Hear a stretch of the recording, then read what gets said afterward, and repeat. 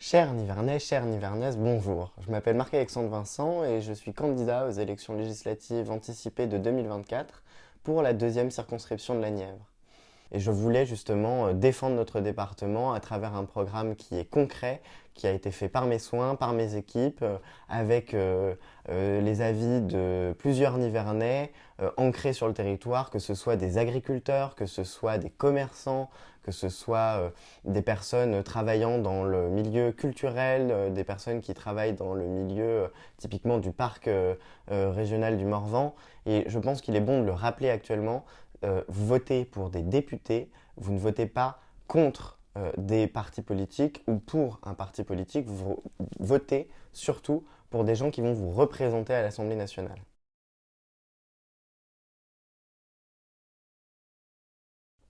Concernant la politique économique pour les entreprises dans la Nièvre, on doit aider les TPE, les PME à se réimplanter, à se revitaliser. On doit lutter contre les friches industrielles. On doit aider à revitaliser ces friches.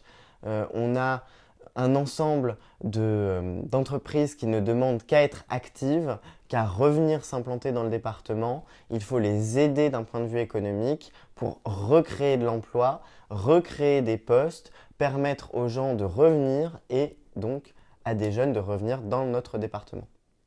Il faut également, par ce biais, réattirer de nouveaux investisseurs, réattirer de nouvelles personnes qui permettraient de redynamiser la Nièvre d'un point de vue économique. Concernant le travail pour les jeunes, pour toutes les personnes en situation de reconversion, on doit les accompagner, on doit les aider.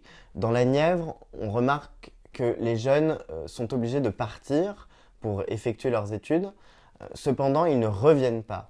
On doit les aider à revenir, les aider à se réimplanter chez nous. On a un très beau département, on a beaucoup d'entreprises peu connues des Nivernais, qui sont des entreprises qui travaillent à l'international, qui sont des entreprises prestigieuses, et le manque de connaissances de la population envers ces entreprises est quelque chose qu'il faut non pas combattre, mais aider à diminuer. Typiquement, je pense à l'entreprise David Lange à Varzy. C'est une entreprise qui travaille pour Roche-Beaubois, qui cherche énormément d'employés, des employés qui sont qualifiés, pas que des employés qualifiés d'un point de vue avec un bagage universitaire mais des employés qui sont compétents dans leur domaine et je pense que les rendre plus visibles, les aider dans leur recherche d'employés est quelque chose qu'il faut mettre en place sur le territoire. Typiquement, un endroit où on puisse retrouver l'ensemble des emplois disponibles dans notre département, dans les départements en général, puisque ce n'est pas un problème qui est seulement nivernais, c'est un problème également à l'échelle nationale.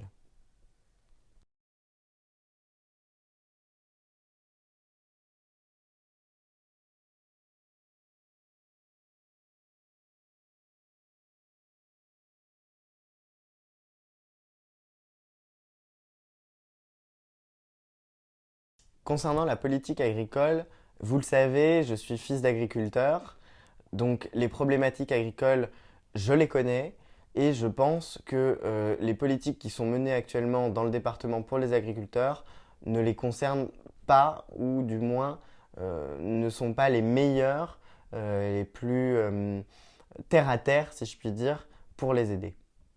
En effet, on doit soutenir l'agriculture puisqu'on a une réglementation drastique au niveau de l'Union européenne.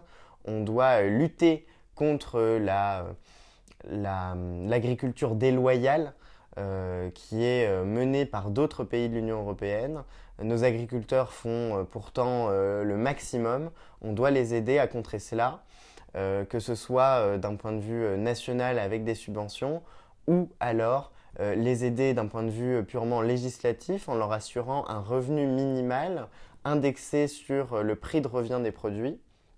Ça permettrait d'inciter les jeunes à revenir s'installer dans notre département, à revenir sur les terres familiales pour certains, et donc de réinciter à faire de l'agriculture redevenir paysan, comme on dit, puisque la paysannerie n'est pas du tout un gros mot, au contraire, ça doit être valorisé. C'est la raison pour laquelle également je pense qu'il faudrait mener une campagne de revalorisation du métier d'agriculteur, une campagne de communication là-dessus.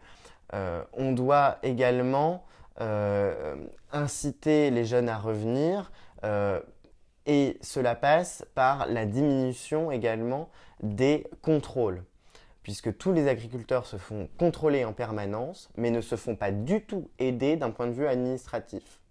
Donc on n'a même pas besoin de supprimer des postes de fonctionnaires ou des postes tout court. Il suffit simplement de réaffecter ces personnes à la place du contrôle, à la rédaction des dossiers typiquement PAC.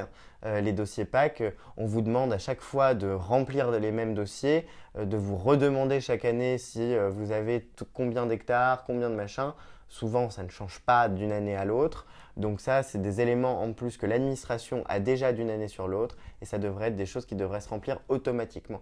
Automatiser le remplissage de ces dossiers permettrait d'alléger les problèmes. Je sais que le problème n'est pas tellement nivernais, mais c'est un problème qui est constaté à l'échelle nationale.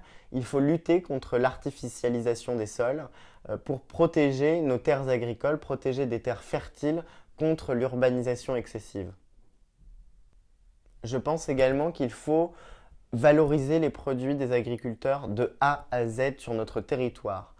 Je pense qu'on n'a pas besoin obligatoirement d'envoyer les bêtes qui sont nées sur le territoire nivernais, typiquement en Italie, pour qu'elles soient engraissées, abattues là-bas. Je pense qu'il faut donc revenir aux bases mêmes de l'agriculture et tout faire, si possible, dans notre territoire de A à Z. On doit également lutter contre les invasions de loups. De plus en plus, on le remarque, des attaques sont constatées sur le territoire. On doit lutter contre ce fléau qui, du coup, impacte les agriculteurs, tue les bêtes et c'est donc un manque d'argent à gagner. On doit également faire pression auprès des assureurs pour qu'ils, lorsqu'il y a une attaque, qu'elle soit constatée et qu'elle ne soit juste pas mise au placard.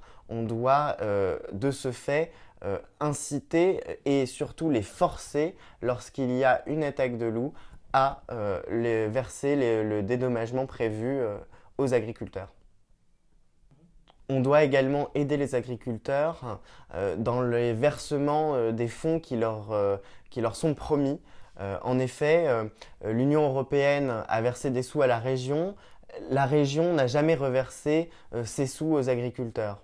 Je pense que là, les conseillers régionaux ont une part de responsabilité dans le reversement de ces fonds envers les agriculteurs nivernais. C'est quelque chose que l'on doit également faciliter, on doit également aider à ce que les fonds promis reviennent à ceux à qui ils bénéficient.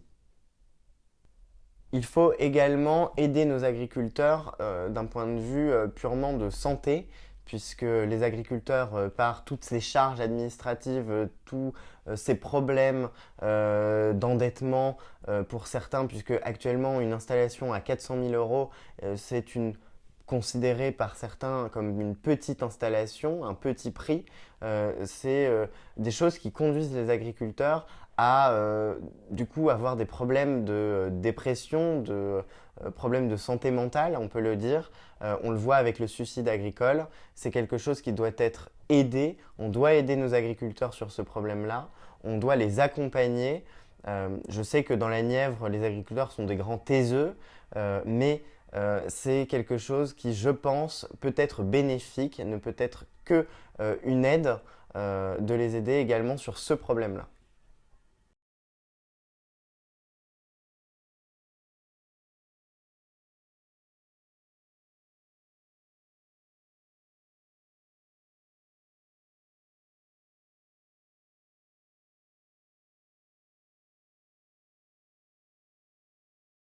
Concernant la sécurité, je pense qu'il faut donner plus de moyens à nos policiers, à nos gendarmes, de les aider à mener à bien leurs actions. Également de les aider dans la prise en charge des victimes, que ce soit les femmes, les enfants ou toute autre victime. On doit également faire de la prévention contre la délinquance juvénile. On doit, je pense notamment aux actes atroces de barbarie qui ont été commis contre une jeune juive dans la région parisienne. Ce n'étaient pas des adultes qui ont commis ces actes, ces délits, ce sont des enfants. On doit donc prévenir ce genre d'action, on doit être présent, on doit sensibiliser toutes les personnes en contact avec les jeunes pour désamorcer les délits qu'ils pourraient commettre. Concernant la justice, on doit également avoir une justice plus forte, plus rapide, plus efficace. La justice actuellement coûte extrêmement cher, on doit la rendre accessible à tous. On doit également avoir des peines qui tombent. On doit arrêter de chercher des excuses aux auteurs de délits, de crimes. On doit tout simplement avoir une fermeté de la justice sur tous ces problèmes-là.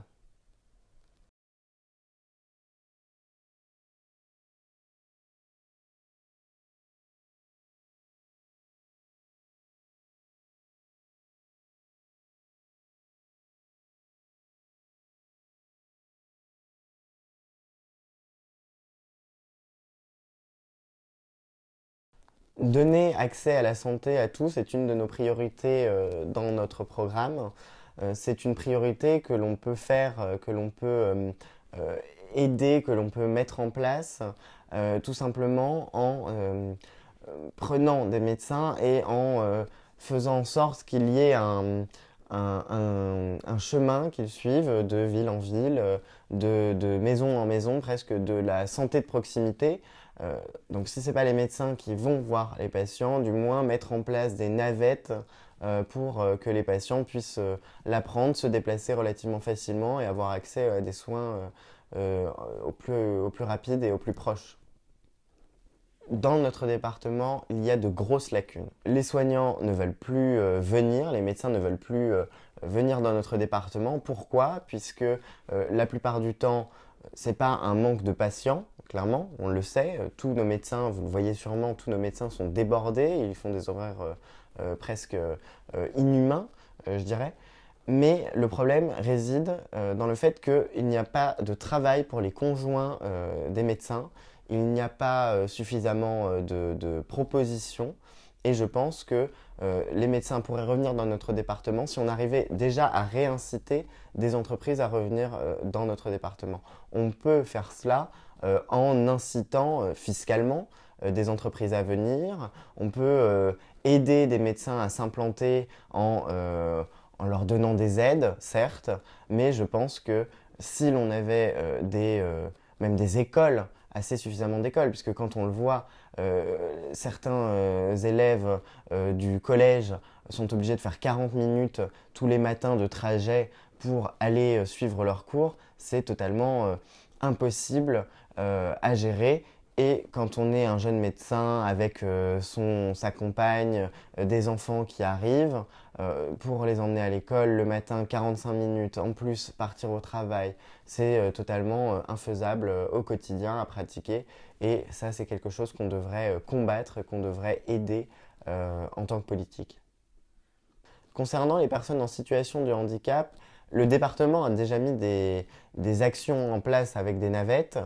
Néanmoins, je pense qu'il nous faut accentuer encore ce dispositif d'un point de vue national, d'arriver à mettre en place ce programme-là sur tout le territoire pour qu'un meilleur accès aux soins soit rendu possible à tous.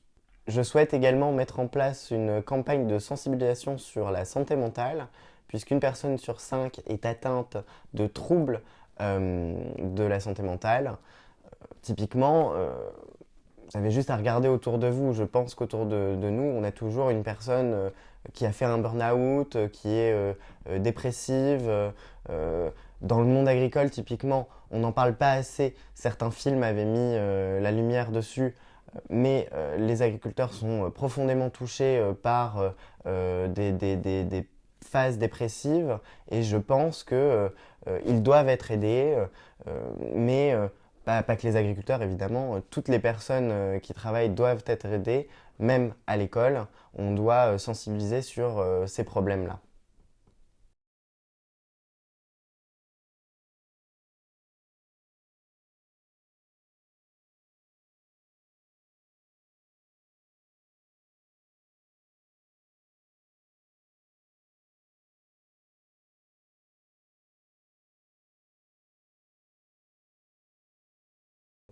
Concernant l'éducation et la jeunesse, on doit aider les enseignants, que ce soit pour se pourvoir en nouvelles technologies, pour pouvoir effectuer leur travail de manière plus facile et surtout à armes égales avec d'autres territoires, typiquement Paris, typiquement Lyon.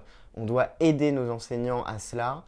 On doit également les aider au quotidien dans leur formation, qu'ils puissent continuer à se former, continuer à se développer, à avoir accès au meilleur pour nos enfants. On doit également aider les enseignants concernant les principes fondamentaux des valeurs de la République. On doit les aider à faire en sorte que le message des valeurs de la République passe auprès des enfants d'un point de vue éducatif, avoir à ce que chacun ait les valeurs même de la République, typiquement liberté, égalité, fraternité. Je pense que ces valeurs-là sont un peu perdues actuellement dans l'éducation. On doit lutter contre le décrochage scolaire.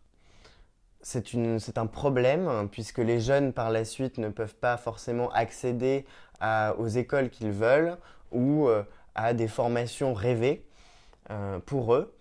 On doit revaloriser également certaines filières. Actuellement, on valorise énormément les universités, les prépas. Néanmoins, je pense que les filières professionnelles doivent être revalorisées puisque ce sont des filières dont on a besoin au quotidien. On a de moins en moins typiquement de plombiers, d'électriciens sur notre territoire. C'est un gros problème puisque ceux qui sont en activité sont débordés et je pense que dire aux jeunes, vous pouvez également effectuer ce genre de formation, ce genre de parcours, je pense que c'est à mettre en exergue, à mettre en valeur. On doit également lutter contre le harcèlement scolaire.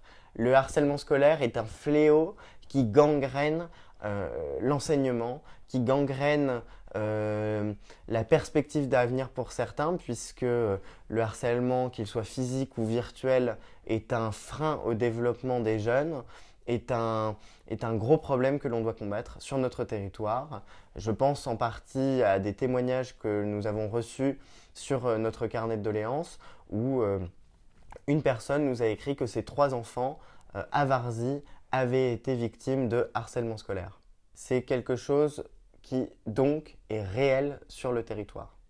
Moi-même, lorsque j'étais au collège, j'ai subi des formes de harcèlement et je pense que c'est quelque chose qui ensuite marque une personne et qui peut être un frein s'il n'arrive pas à se relever de ce harcèlement. J'ai eu la chance d'être entouré pour ma part, mais pour beaucoup, malheureusement, ils se taisent, ils ne disent rien. Certains enfants, peut-être que vos enfants sont victimes de harcèlement scolaire et que vous n'êtes pas forcément au courant, puisque en général, lorsqu'on est victime, on ne dit rien, on se tait et on subit. Malheureusement, les victimes ne doivent pas être des victimes silencieuses, ça doit être des victimes où la parole doit se libérer et on doit lutter contre cela. On doit également aider les jeunes à pratiquer des activités extrascolaires, puisque qu'elles soient culturelles ou sportives, ces activités leur permettent d'acquérir de nouvelles compétences, d'acquérir une nouvelle vision du monde aussi. Ce sont des activités qui les aident également à atteindre certains objectifs qu'ils se sont fixés, certaines universités. Et je pense que, et je l'ai vu, puisque moi-même j'ai bénéficié de cela, à dossier équivalent de notes, les jeunes, s'ils ont fait des activités extrascolaires, ont un accès plus simple à l'enseignement supérieur. Un accès qui est facilité, qui est aidé par ce genre d'activité.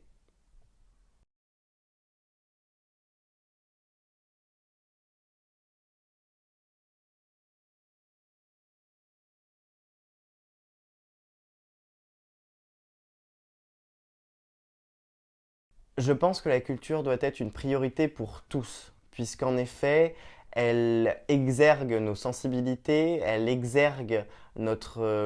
met en place notre libre arbitre, elle permet d'être un véhicule de valeurs. Donc la culture doit être essentielle, doit être accessible à tous. Cela nous permet de relever notre tête, d'être fiers de notre patrimoine, d'être fiers de nos valeurs, d'être fiers de ce qui fait que la France est la France. C'est la raison pour laquelle nous devons faciliter l'accès au théâtre, au cinéma, dans la Nièvre. Les Nivernais ne sont pas fâchés avec la culture, on le sait. Les Nivernais aiment la culture, on le sait. Mais l'accessibilité de la culture n'est pas une chose facile dans notre département et doit être encouragée, doit être facilitée. Concernant le tourisme, nous devons être fiers de notre patrimoine local, être fiers de ce qui fait que la Nièvre est la Nièvre.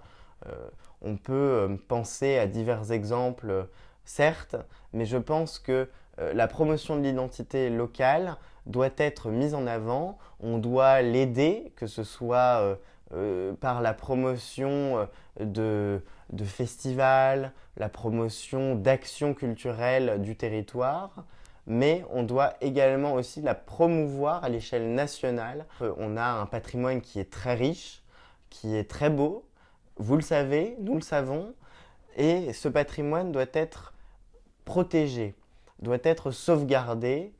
C'est la raison pour laquelle je pense qu'un plan d'action local pour la sauvegarde de notre patrimoine doit être mis en place.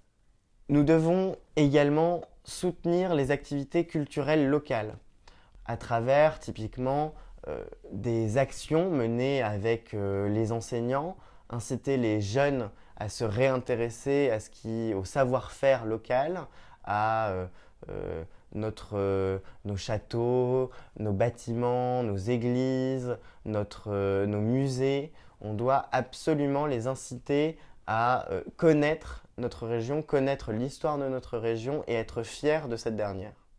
En effet, le patrimoine local est en train de se perdre. Donc on doit le promouvoir, on doit le sauvegarder, puisque sans cette sauvegarde, c'est tout un pan de notre histoire nivernaise qui risque de partir.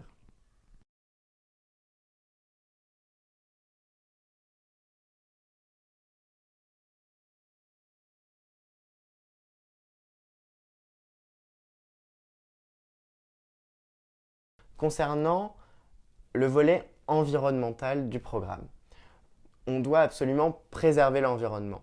Mais préserver l'environnement, cela se fait qu'au travers de dialogues et d'entraide entre les individus. On ne doit pas être contre les agriculteurs, on doit être avec eux. C'est leur outil de travail et je pense que ceux qui sont le plus à même de connaître la terre, les réactions de la terre face à certains produits, ce sont les agriculteurs. On doit absolument les mettre dans la boucle et non pas dire que ce sont eux les grands mots de la destruction de l'environnement. Je pense que c'est tout l'inverse. Nos ancêtres l'avaient compris. Quand on regarde à l'époque de la Renaissance, les parcs des châtelains étaient en partie entretenus avec les agriculteurs, puisque les agriculteurs eux-mêmes travaillaient la terre et savaient exactement ce dont la terre avait besoin à tel moment ou à tel autre moment. Et donc, c'était un travail commun, main dans la main. Ce ne doit pas être un travail côte à côte, mais un travail vraiment ensemble, lié. D'un point de vue environnemental, on a également une carte à jouer en favorisant une économie circulaire. Typiquement, faire en sorte, lorsque l'on le peut, à avoir une économie la plus courte possible. Je sais que typiquement certains agriculteurs et maraîchers du département se sont associés pour pouvoir mettre en place des supérettes de proximité et donc d'avoir une économie circulaire très courte. Ce sont des actions qui doivent être encouragés, qui doivent être aidés, mais on doit le promouvoir également avec les cantines scolaires. Dès qu'on a un agriculteur près d'une cantine scolaire et qu'il peut avoir une bête de A à Z, d'avoir un produit qui va de A à Z, si on peut l'inclure dans cette boucle-là, je pense que c'est quelque chose, ce sont des actions qui sont à engager, à encourager, à développer.